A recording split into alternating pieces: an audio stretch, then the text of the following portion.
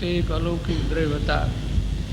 અલૌકિક એમનું પરિણમન હતું ને અલૌકિક એમનો પુણ્યનો વાણીનો યોગ પણ કોઈ અલૌકિક સાતિશય યોગ હતો. ગુરુદેવશ્રીને શ્રુતની લબ્ધિ હતી. કરનારને તો કોઈ કાનમાં અમૃતની ધાર કરતું હોય એવું મીઠું લાગે. કેટલાક જીવોને તો એવું લાગ્યું છે કે જાણે કોઈ દૈવી વાણી આવે છે. અસાધારણ એક યુગ પુરુષ જેવું ગુરુદેવનું વ્યક્તિત્વ હતું ને કર્તૃત્વ પણ એવું હતું. પરમેશ્વરની જગ્યાએ નિમિત્ત છે તો અખંડ મોક્ષ માર્ગને એમણે જીવંત રાખ્યો છે. એમના વચનોમાં એવો કોઈ જાદુ છે, કોઈ ચમત્કાર છે. જઈને અજય કોઈ બી ખૂણે ખાંચરે કોઈ પાત્ર જીવ હશે, યોગ્ય હશે, જીવનનું હિત થઈ જાય એવું અંદર તત્વ પીડ્યું છે. એમાં કાંઈ બે મત નથી. મોક્ષ માર્ગ સુધી પહોંચવા માટેનું જે તત્વ એમણે આપ્યું છે એમનો પરમ ઉપકાર છે. અંધરનો જીવ છે એટલે બારંગ રચવાના છે ભવિષ્યમાં. બહુ સૂક્ષ્મ નજર હતી કે વર્તમાન સમાજને ખરેખર શું જરૂર છે એમને બહુ જ્ઞાનમાં આવ્યું છે. એમના વચનામૃત બહાર પડ્યા ત્યારે ગુરુદેવ ફીરા થઈ ગયા, આફરીન થઈ ગયા. એક એક બોલમાં એકનું અધ્યાત્મનું અમૃત છે એમ કહ્યું તો ચાલે. ભાવનાનો વિષય સ્થાપીને તો એમને નિવેડો લાવી દીધો છે. વૃક્ષોનો તો એક રત્ન જ હાથમાં આવી ગયો એમ કહીએ તો ચાલે. ગુરુદેવશ્રીના મહાપુરાણનું આ એક પાત્ર છે. સોનગઢની તીર્થભૂમિ, એ તીર્થભૂમિમાં સમ્યક દર્શન રૂપે સપૂત કોઈ નહોતો જાગ્યો, નહોતો પાક્યો. ત્યાં સુધી આગળ જે ધર્માત્માઓ થયા એ સોનગઢ ભૂમિમાં નથી થયા, જુદી જુદી ભૂમિમાં થયા. જ્યારે ગુરુદેવની જે સાધના ભૂમિ છે એ સાધના ભૂમિમાં સાધનાનું એક નવું કલગી યશ કલગી ઉમેરાણું અને એ ભૂમિ પણ ફલવંતી થઈ અને એક ફળ પાક્યું. એ સોગાનીજી છે. જે સોગાનીજીનું બહુમાન એ માત્ર એક વ્યક્તિનું બહુમાન નથી, એ સમ્યક દર્શનનું બહુમાન છે. અને જે સમ્યક દર્શન ધારક મહાત્માઓ ધર્માત્માઓ છે તે અનંતા ત્રણેય કાળના ધર્માત્માઓનું એમાં સન્માન છે.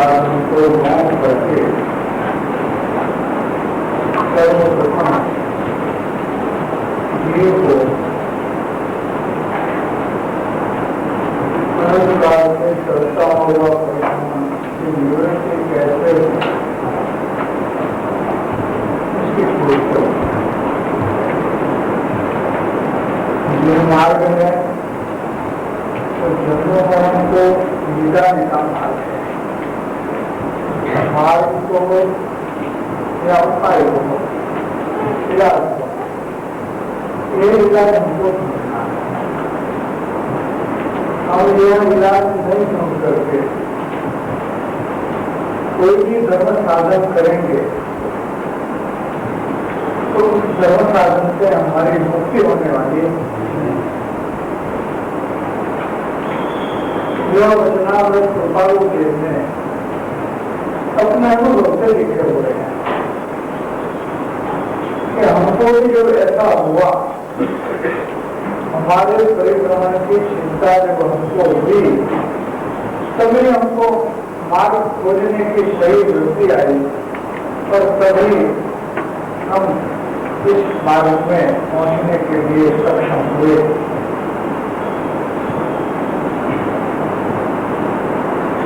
इसका कारण खोजने को जाए तो वो विषय कृपालदेव ने 80 नंबर के पत्र में लिखा है।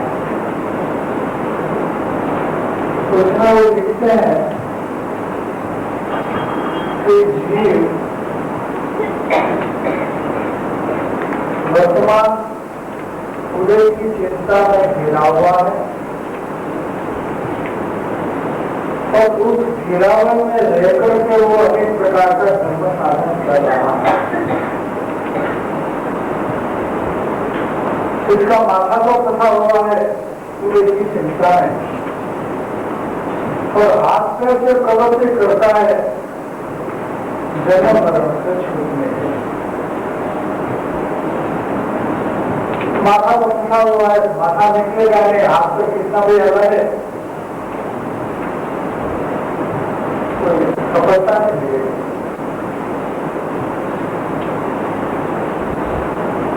संसार में परिभ्रमण करने वाले सभी आत्माओं की यही हालत है।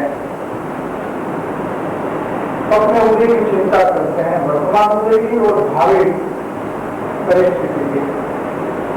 हमारे जीवन में सब प्रकार की अनुकूलता बनी है, कोई कठिनाइयां नहीं है। इसके लिए अभी से हमको क्या क्या प्रोविजन करना है। निवृत्ति लेना है तो भी प्रोविजन रख करके हमें लेना है। क्या कि हमारे निवृत्ति के काल में हमने कोई हमको कोई कठिनाई नहीं होनी हो तो हम निवृत्ति ले। अगर ऐसी परिस्थिति नहीं हो तो हम निवृत्ति नहीं ले सकते। निवृत्ति नहीं ले सकते इसका मतलब आत्मकल्याण नहीं कर सकते।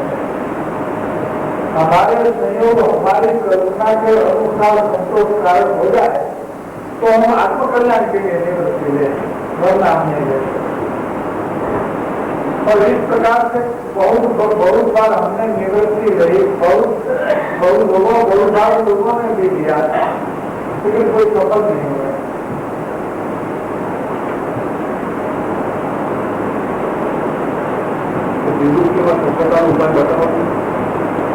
इसलिए तैयारी हमारी ऐसी होनी चाहिए कि हर हालत में हमें आत्मकल्याण कर लेना है। कोई भी परिस्थिति हो आत्मकल्याण से वंचित नहीं रहना है, इसको छोड़ना नहीं है। उसमें हमारी अभिप्राय की तैयारी हो जानी चाहिए कि चाहे किसी परिस्थिति में हमारा काम चलेगा।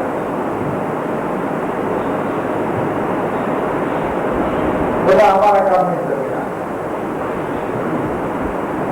तो हमारी चिंता नहीं छूटती है। कोई भी संपद आदमी हो, कितना भी संपद हो, उसमें भी चिंता क्यों करता है?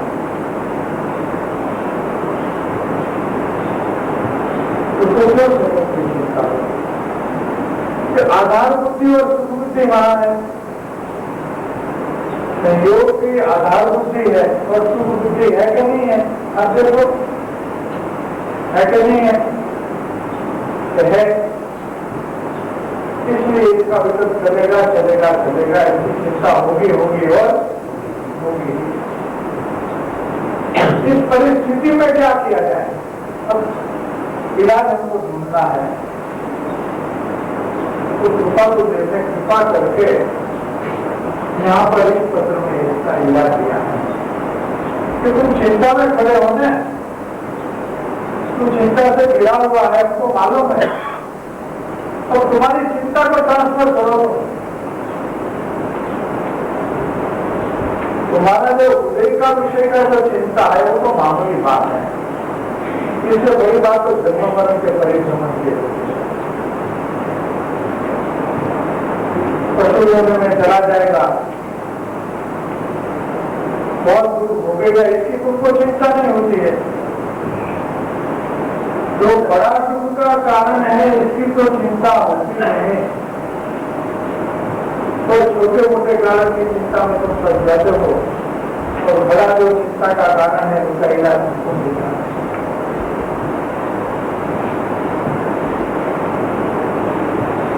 इसलिए हमको परिभ्रमण का दुख क्या है, कितना होगा, ये बात जहाँ तक हमको उसकी चिंता नहीं हो रही, उसकी दुर्गुणा नहीं हो रही, वहां तक इस बात को हमें छोड़ना नहीं है और दूसरा धर्म साधन करना नहीं है।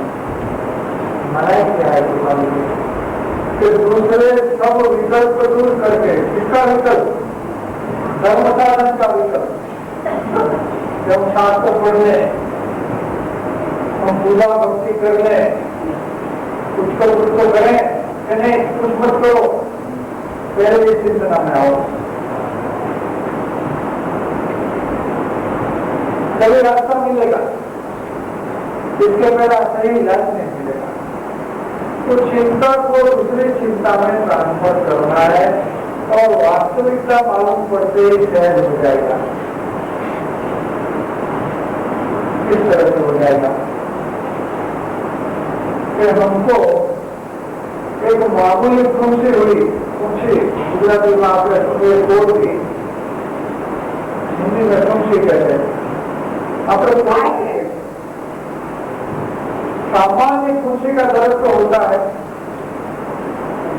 और हमारा उसके ऊपर लगा रहता है, लेकिन इसी चिंता में एक गले में कैंसर की गांठ निकल जाए तो खुशी की चिंता करोगे या नहीं करोगे? तो खुशी की चिंता छूट जाएगी। ऐसे हम संयोग के पीछे पूरा जीवन बिता रहे हैं, पूरा जीवन खर्च कर रहे हैं। क्या सारा जीवन हम खर्च कर रहे हैं सिर्फ संयोग की चिंता में? तो जैसे कि परिभ्रमण की चिंता को तो देखो, तुम्हारा ये चिंता छूट जाएगा। क्यों छूट जाएगा? कि इसका एक बहुत बढ़िया समाधान है कि जो भी वर्तमान में और भविष्य में जो भी होने वाला है वो पूर्व प्रारब्ध के अनुसार होने वाला है। चाहे तुम कितना भी प्रयत्न करो, कितना भी छटपटाओ अपना संयोग को ठीक करने के लिए, प्रारब्ध को बदल सकते हैं क्या? बुद्धिमान लोग फेल नहीं जाते? उसको हम कहते हैं कि ये तो बहुत बुद्धि वाला है, क्या वो अपने जीवन में निष्फल नहीं जाता संयोग की चिंता करते करते? इसकी अक्सर होशियारी क्यों काम में नहीं आती?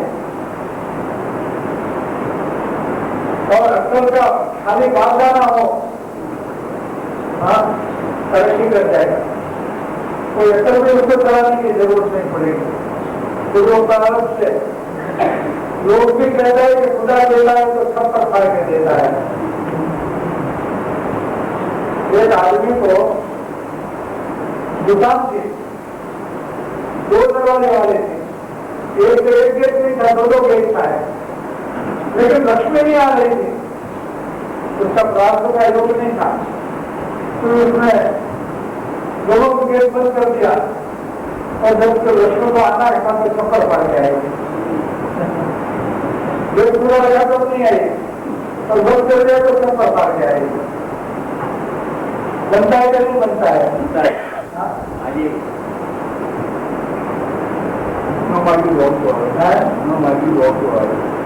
तो हमको प्रारब्ध की चिंता करने की वैसे ही जरूरत नहीं है। पूर्व प्रारब्ध पर भरोसा रख करके हम परिभ्रमण की चिंता में लगेंगे तो अवश्य छूटने का मार्ग मिलेगा। ये विषय गारंटेड है, ये बात गारंटेड है। बाद में प्रयत्न करो तो भी निष्फलता आ सकती है। पारमार्थिक मार्ग में, आत्मकल्याण के मार्ग में प्रयत्न करने वाले को कभी निष्फलता नहीं होती। ये अनंत ज्ञानियों का प्रॉमिस है। क्या? वचनबद्ध है क्या नहीं? तो तुम हमारे पर भरोसा करो, उनको कोई तकलीफ नहीं, लेकिन सही करीब होगी दूसरा सब विकल्प को छोड़ो।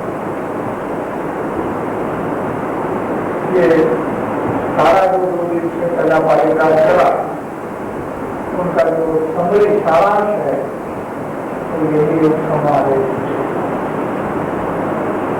और आगे क्या कहते हैं कि जीव को संसार में रहना और मोक्ष कहना यह होना और दुर्लभ है। हमारा अभिप्राय में हमको संसार के संयोग, संसार के पदार्थ प्रिय है और हमें मोक्ष में जाना है। जिन जिन पदार्थों का प्रतिबंध है वो प्रतिबंध हमें छोड़ना भी नहीं और हमें मोक्ष में जाना है। ये बात करने वाली नहीं।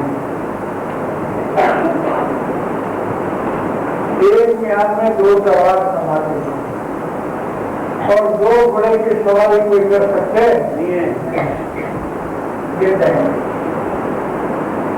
इसलिए जिसको मुक्त होना हो उनको अपनी आत्मा को कठोर करके पहले पक्का कर देना चाहिए कि तुमको मुक्त होना है, वाकई मुक्त होना है, ईमानदारी से मुक्त होना है। क्या आत्मकल्याण में भी अगर ईमानदारी नहीं है, प्रामाणिकता नहीं है, तो और कहाँ ईमानदारी रहेगी? व्यवहार में तो कौन ईमानदार है? हम मानने वाले अपने आत्मकल्याण में जो ईमानदार नहीं है वो व्यवहार में ईमानदार 100% रह सकता हो सकता हो, वो बात मानने लायक नहीं। इसलिए ये बात की ध्यान सलाह हमको करनी चाहिए कि वाकई ही हमें छूटना है या नहीं छूटना है। हमें छूटना है तो संसार में कोई ऐसी चीज नहीं हमें बांध सके। छूटने वाले को कोई बांध सकता नहीं है और जिसको स्वयं बचाना है उनको कोई छुड़ा सकते भी नहीं है। जितनी भी जिम्मेदारी हो एक समय में आयु खत्म हो जाएगा। क्या होगा जिम्मेदारी का बताइए? आयु पूरा हो सकता है कि नहीं हो सकता है? हाँ, हो सकता है। फिर क्या होगा? जिम्मेवारी का क्या होगा? और जो मनुष्य अज्ञान दशा में मृत्यु के प्राप्त हुआ था उनको पूछो कि आपकी सब जिम्मेवारी पूरी होगी, बात मृत्यु आई या उसके पहले आई? तो सब ऐसा कहेंगे कि इसके पहले ही जाना पड़ा। किसी की समस्या कभी पूरी होती ही नहीं। एक के पीछे एक के पीछे एक के पीछे खुद ही खड़ा करता है अपनी समस्या, खुद खड़ा करता है, खुद ही खड़ा करता है। कोई हालत है बताते ऐसे घर व्यक्ति नहीं बता के अनुग्रह संसार में रहे, इसका क्या है? पर अभी भी जाके लोग पूरे संसार है कि नहीं है, ये सब बानाबाजी है। ये सब बानाबाजी है। जिसको आपको कल्याण करना है वो हर हालत में कर सकते और हमारे यहाँ पूरे जीवन की परेशान है, कोई सोचा नहीं देता। जब उसको आत्म कल्याण की भावना तीव्र हुई तो परिवार और बिजनेस दोनों जिम्मेवारी जो थी उस पर उसका ध्यान नहीं निकल गया, ध्यान छूट गया। और ऐसी परिस्थिति में है कि बिजनेस बंद करने का दुकान पर ताला लगा दिन आ गया और ताला लगाना भी पड़ा और परिवार को और अपने गांव को छोड़ करके कलकत्ता जाना भी पड़ा। आत्मकल्याण नहीं हुआ इससे। जैसी कठिनाई आई तो आत्मकल्याण नहीं हुआ क्या हुआ? हुआ। इसका मतलब क्या होता है कि हमारा जीव आत्मकल्याण करता है, कर सकता है, तो किया का भी तो जीवन चरित्र का एग्जाम्पल है। महर्षि का भी जीवन चरित्र का एग्जाम्पल है। जैसे 15 साल की उम्र में मर्दा क्या किया आत्मकल्याण के लिए, तो क्या वो दुखी हो गई? क्या तो सुखी हुई? दुखी हुआ। हाँ, दुखी हो गया। संसार में सबसे दुखी वो होता है। और सुनाई ने भी यही लिखा कि कलकत्ता की 70 लाख की आबादी में कुछ सुखी है तुम्हें, मैं अकेला मुझे तो सब दुखी दुखी नजर आए, नहीं अकेला सुखी हूँ। और वो बात उसने अनुभव कब किया कि उसके पास व्यापार करने के लिए दुकान नहीं थी तब, और कलकत्ता में रहने के लिए किराए पर एक कोठरी भी नहीं थी तब। कहाँ रहते थे? धर्मशाला में रहते थे, सैनिकोरियम में रहते थे और बदलते रहते थे। एक धर्मशाला छोड़ करके दूसरी धर्मशाला, एक सैनिकोरियम छोड़ करके दूसरे, लेकिन सुखी थे। और इतना सुखी 25 लाख की गाड़ी में बैठने वाला नहीं था। वो कहाँ से आता है? कुछ बात से कहीं नहीं आता, अंदर से आता है। जीवन दृष्टांत से हमारे पास ज्ञान होता है, जीवन दृष्टांत। इसलिए संसार में रहना और मोक्ष होना, ये कहना ये होना असुंदर है, नहीं बन सकेगा। संसार में रहना, संसार में रहना संसार में रहने की है, नियत है संसार के सुख की प्रियता है, तो हमको मोक्ष भी जाना है। वो बात विरुद्ध है, कॉन्ट्राडिक्ट। संसार केवल शोकमय और दुखमय है, ये अभिप्राय हो जाना है। और बताइए किसको सुख होता है? एक संसार के जीव को ले आओ और उसको सुख सुखी है। अरे देवों का देव भी सुख के लिए प्रयत्न करता है, ये बता जाए कि वो सुखी नहीं है।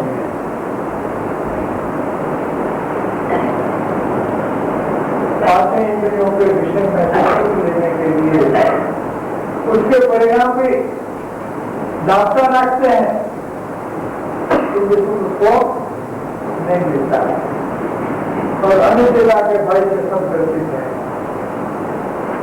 कोई भी हो, अनित्यता के भय से तो सब ग्रसित है कि सब मुक्ति आ जाएगी, क्योंकि हमारे अनुकूलता के संयोग छूट जाएंगे, हमको तो निश्चय नहीं हो सकता। जाते हैं ज्योतिष के पास, तो देखिए क्या क्या है, आयुष कितना है, इसके पहले तो तुम तैयारी करते, लेकिन आयुष का पता किसी को नहीं पड़ता। हमने ये देखा है कि खुद ज्योतिष जो है वो देखने वाले को भी होता है, उसका पता नहीं, दूसरे का पता कहाँ से निकालेगा। और बता दिया तो भी वो भय से और दुखी हो जाएगा। अरे बस उतना ही साल है, उतना ही दिन है मेरा, आपको बता दिया, चलो 6 महीने के बाद आपकी मृत्यु में क्या होगा? अरे तो मेहनत हो, परिणाम बिगड़ते जाएंगे। देवों में यही होता है, 6 महीने तक पता चल जाता है। और झूठ के मरते हैं, जैसे होकर के नहीं मरते हैं, और दुर्गति में क्या कारण? संसार प्रिय है,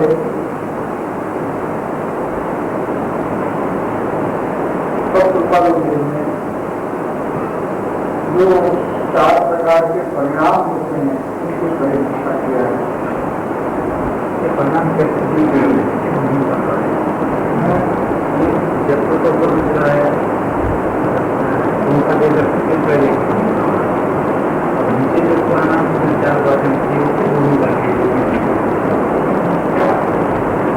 भूमिका में से परिणाम होते हैं। तो लोगों के भूमिका में से ये परिणाम चालू होते हैं। उनका लेकर किस तरीके से परिणाम होते हैं। हाँ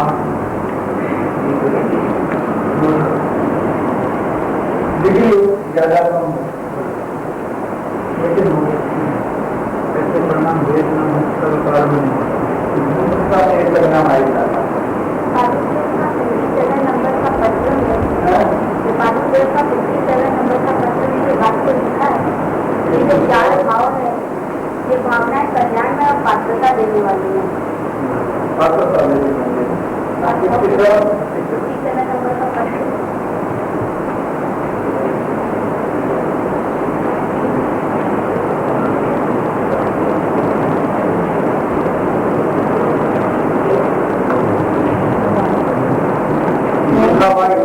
लिखा हुआ कर्मों की गति विचित्र है। निरंतर मैत्री प्रबोध करुणा और उपेक्षा मैंने बजट का भावना रखना 22 साल की मैत्री यानी सर्व जगत से निर्वय बुद्धि यानी सब जीवों के प्रति हीन चिंतन ये पॉजिटिव साइड का है, नेगेटिव साइड से बात किया है। आपको मैत्री की बात है। मैत्री माने सर्व जगत से निर्वैर बुद्धि, किसी से वैर बुद्धि और क्यों किसी से वैर बुद्धि रखते हैं? क्या इसकी आत्मा परमात्मा नहीं है? जिसके प्रति हम वैर बुद्धि रखे इसकी आत्मा परमात्मा नहीं है? आत्मा का हाँ, तो उसका दुष्ट परिणाम हो उसका निषेध करना है। दोष का निषेध है, उसका आत्मा का निषेध नहीं है, अनात्मा का निषेध है। और उसमें भी यही चीज कि उसका कल्याण कैसे हो। ज्ञानी भी कभी कठोर वचन से उपदेश देते हैं। अंधा है, पशु है, ऐसा कहेगा। करुणा है, हिंदू बुद्धि है, दोनों की डिग्री बढ़ती है तरह से। हाँ, विशेष करुणा आती है तो ऐसी बात है।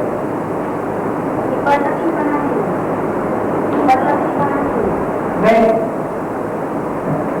क्या कि ज्ञानी का एक अवश्यपना नहीं है कि जिसको स्वलक्ष्य नहीं होता हो उनको प्रलक्षपना बोला जाता है। जिनको स्वलक्ष्य होता है उनको प्रलक्षपना नहीं करना आती है। उनको मित्री है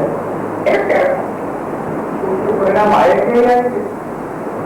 जब वो पूर्ण नहीं हुए हैं, वितराग नहीं हुए हैं और रात का अंश शेष रहा है तो फिर किस प्रकार का राग आएगा कि दूसरे जीवों का भी कल्याण हो, ऐसा राग आए बिना ये नहीं रहेगा।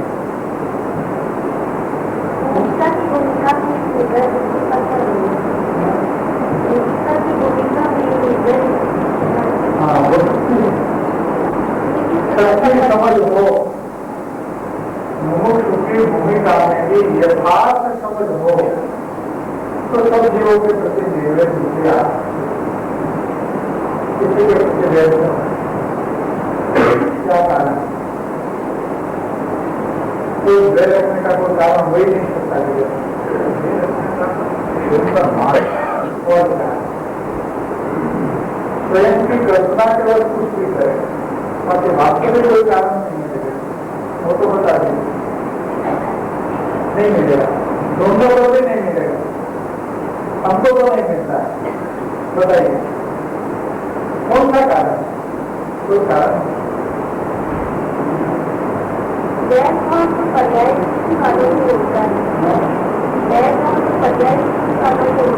पर्याय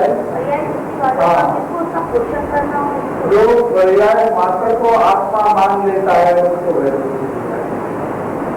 पर्याय बुद्धि वाले को होता है, द्रव्य कृष्ण वाले को होती नहीं, क्योंकि द्रव्य कृष्ण में सब परमात्मा है।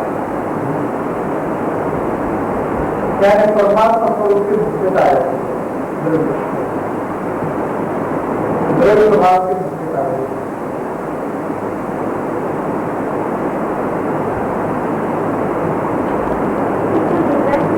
परिणाम चलते हैं तो चीजें प्रति परिणाम चलते हैं वह लक्ष्य को छूट करके तो नहीं चलते। ज्ञानी को तो नहीं होता, मनुष्य को भी पहला मुख्यता अपना आत्मकल्याण का होता है, तभी मुमुक्षुता मेरे बराबर है। कई मुमुक्षुता करते हैं यथार्थ अपने आत्मकल्याण को गौण करके दूसरे का हिस्सा को प्रवृत्ति करता है, वो यथार्थ अभिप्राय की बात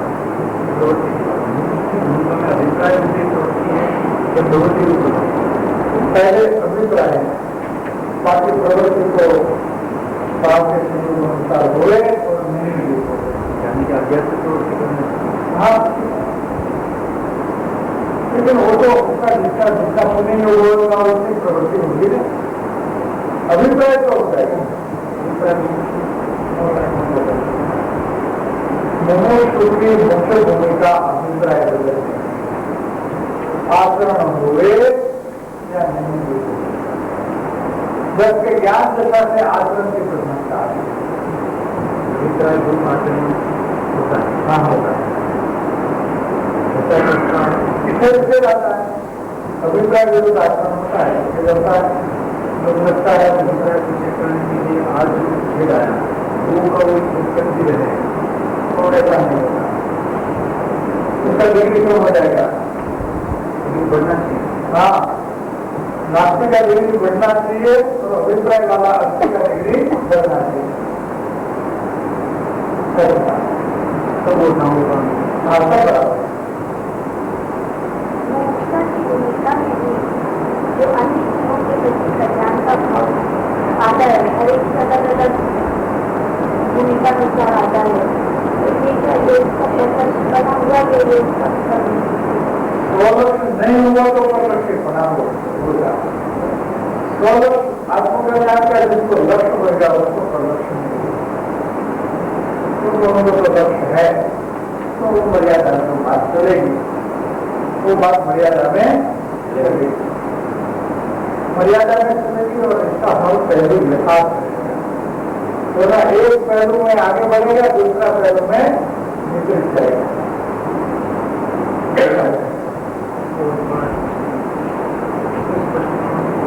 स्पष्टीकरण देने तो जैसे हम आत्मकल्याण जीवों का हुए, इसलिए हम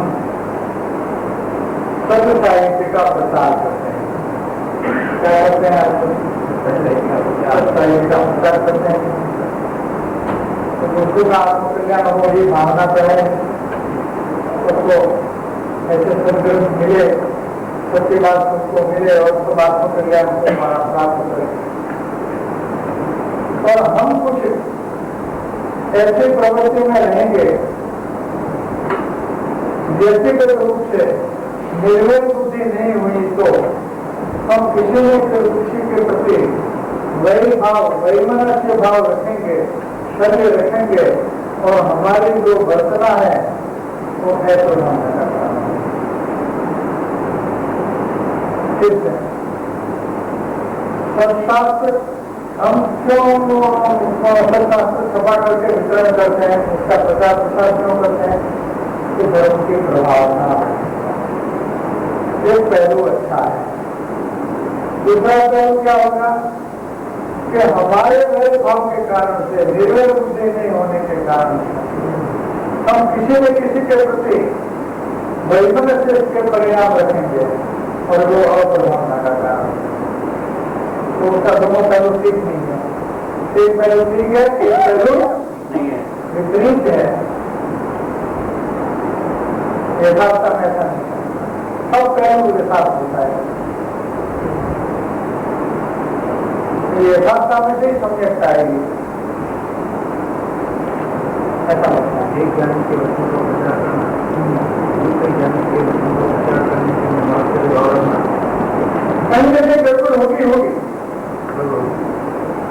यथार्थता नहीं है तो कहीं ना कहीं गड़बड़ होगी। बहुत से बेसुरे परिणाम है।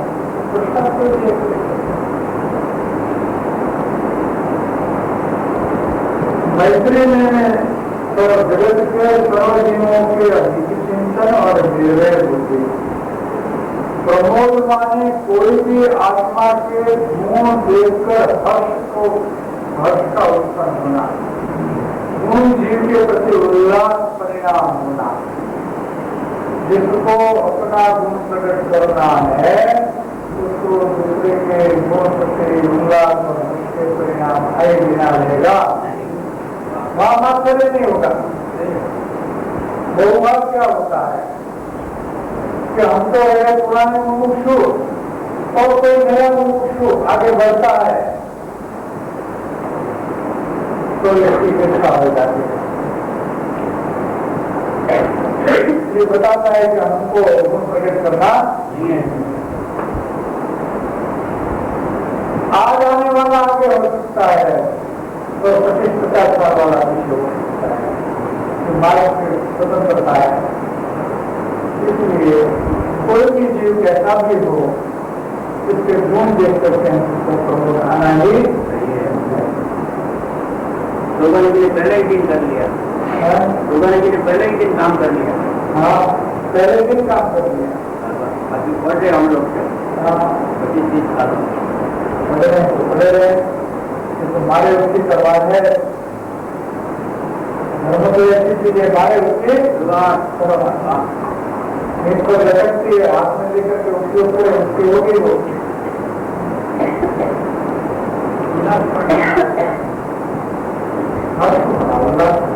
प्रबोधित होना, राजी होना, खुशी होना और इसका बहुमान करना।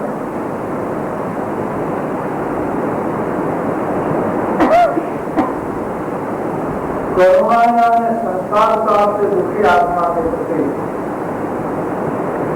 कोई भी जीव जन्म मरण से मुक्त हो ऐसा प्रयत्न करना।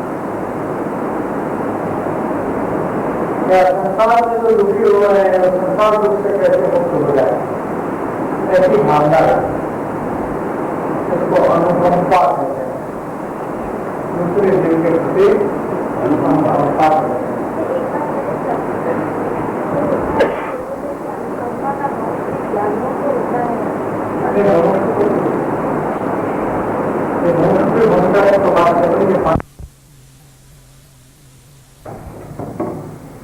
करुणा और अनुकंपा दोनों एक ही बात है।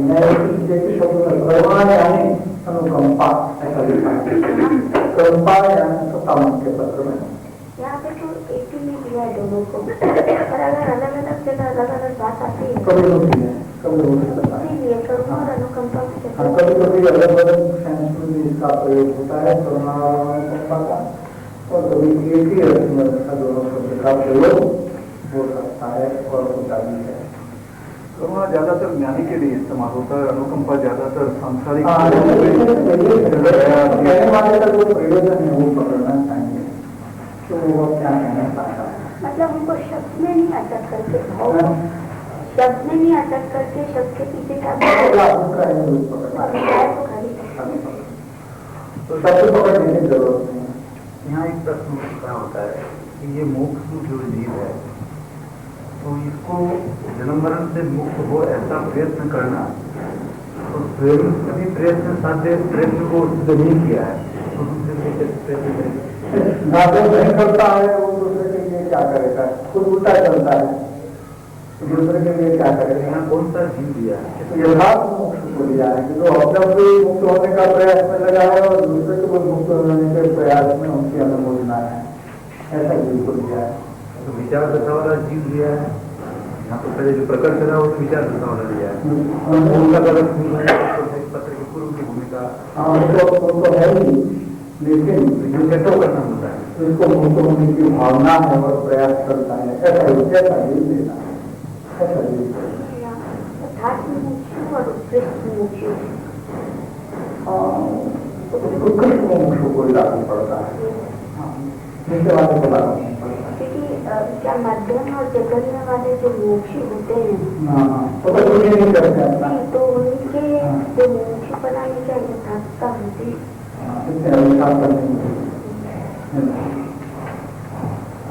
अब यहाँ उपेक्षा, उपेक्षा यानी निष्प्रभ भाव से जगत के प्रतिबंध को विस्मरण करके आत्महित में आना। और उपेक्षा में मध्यस्थता में दूसरा चाहिए निर्गुण जीव हो, दोषित जीव हो, उसके प्रति मध्यस्थ भाव रखना, उपेक्षित भाव रखना, उसके प्रति योग भाव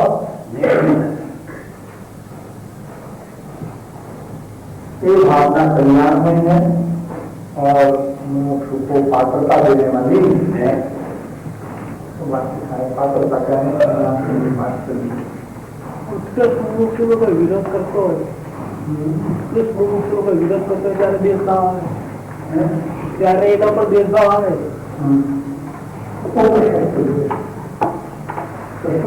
तो अपने स्थान में होता है, जैसे प्रशस्त राग होता है, प्रशस्त द्वेष भी